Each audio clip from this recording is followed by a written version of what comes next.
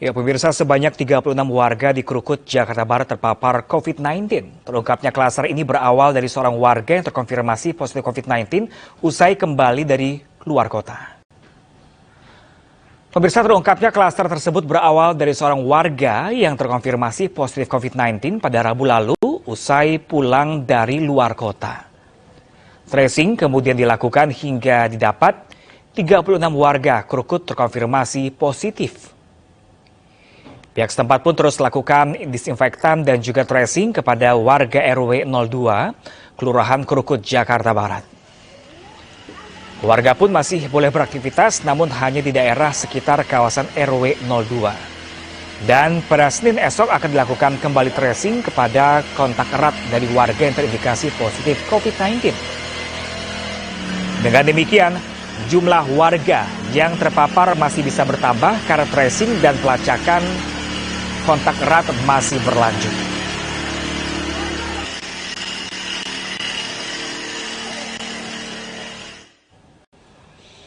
Pemirsa, bagaimanakah proses evakuasi ataupun isolasi warga Krukut? Kami tersambung dengan rekan Lika Apriliani langsung dari Krukut, Taman Sari, Jakarta Barat. Halo, selamat siang. Lika, bagaimanakah aktivitas warga sejak puluhan warganya positif COVID-19 di Krukut ini? Silakan.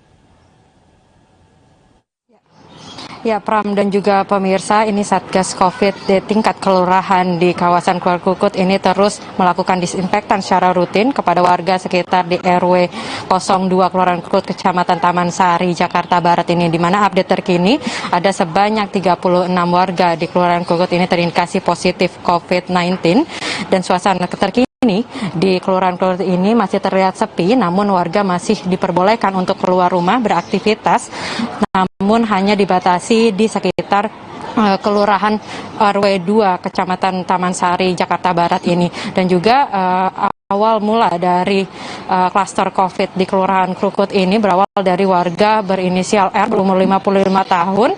Ini merupakan, saya mengklarifikasi bahwa warga R ini adalah transmisi lokal, tidak melakukan perjalanan ke luar kota, dan juga pada tanggal 5 Januari 2022 warga R tersebut terkonfirmasi positif COVID-19 varian Omikron dan saat ini sudah berada di Wisma Atlet. Setelah adanya varian Omikron yang terdeteksi di Kelurahan Krukut ini, warga sekitar dan juga lurah ini langsung melakukan tracing, yaitu ditemukan sebanyak 36 warga positif COVID-19, di mana 35 diantaranya ini sudah berada di Wisma Atlet, namun satu masih ada di Rumah Sakit Pelni dikarenakan warga tersebut ini adalah seorang ibu hamil. Dan juga Kelurahan Krukut ini terus melakukan tracing dengan kontak erat dari pasien COVID-19 yang akan dilakukan pada Senin esok 10 Januari 2022 pada pukul 9 pagi dan juga selalu rutin melakukan disinfektan. Pram. Baik, Lika Apriliani melaporkan langsung dari Krukut, Taman Sari, Jakarta Barat. Terima kasih dan selamat bertugas kembali, Lika. Pemirsa, pasca masuknya virus corona varian Omikron, situasi COVID-19 di Jakarta disebut memburuk. Varian Omikron diyakini lebih cepat menular dari varian sebelumnya. Perburukan situasi ini ditandai dengan meningkatnya angka keterisian rumah sakit oleh pasien terkonfirmasi positif COVID-19.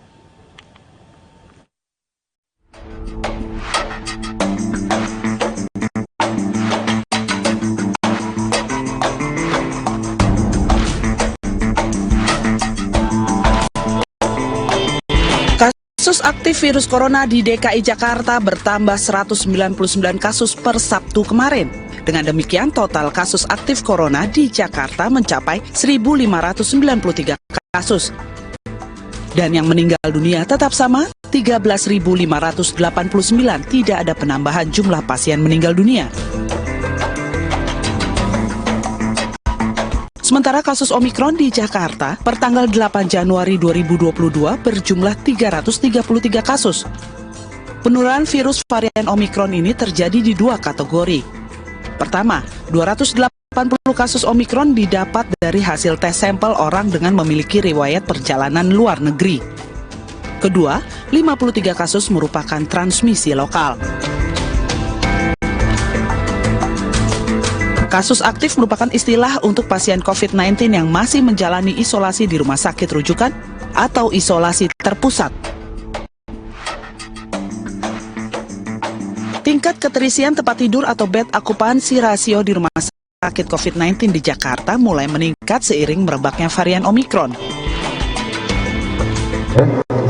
Sekarang meningkat jadi 7%, ICU-nya jadi 5%. Yang sebelumnya bornya sudah sampai turun 4%, sekarang meningkat jadi 7%. Ini menjadi perhatian kita bersama.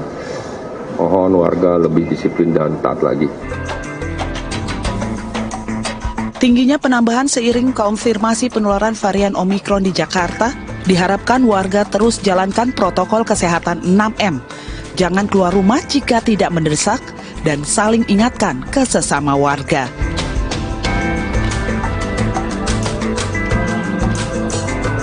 Dari Jakarta, Tim Liputan iNews melaporkan. Pemirsa, penggunaan aplikasi Peduli Lindungi masih banyak diabaikan oleh warga maupun pelaku usaha. Tim gabungan Satgas COVID-19 Denpasar Barat menggelar sidak ke sejumlah restoran cepat saji.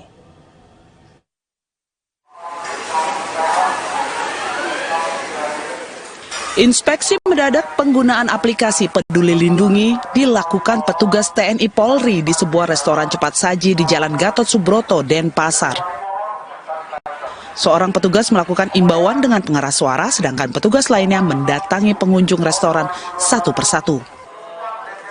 Petugas meminta pengunjung yang belum menginstal aplikasi Peduli Lindungi untuk segera menginstal aplikasi tersebut di gawai mereka.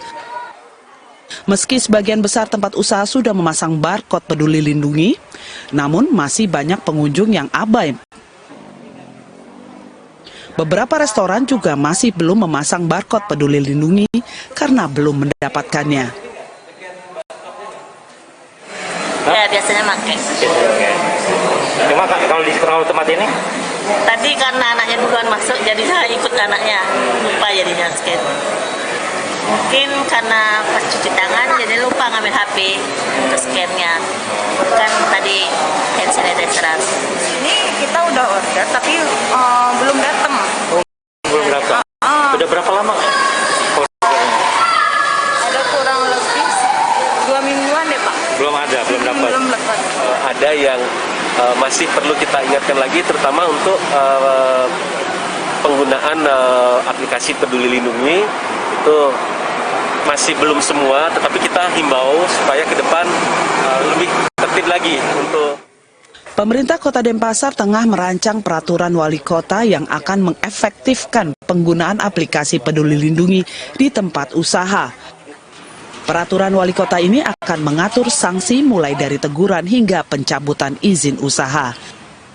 Dari Denpasar, Bali, Aris Wiyanto, iNews melaporkan. Ya, pemirsa, satu keluarga ditangkap karena menjadi calo vaksin di Kota Waringin Barat, Kalimantan Tengah. Ayah, anak, dan menantu memiliki peran berbeda, menawarkan jasanya dengan tarif tertentu.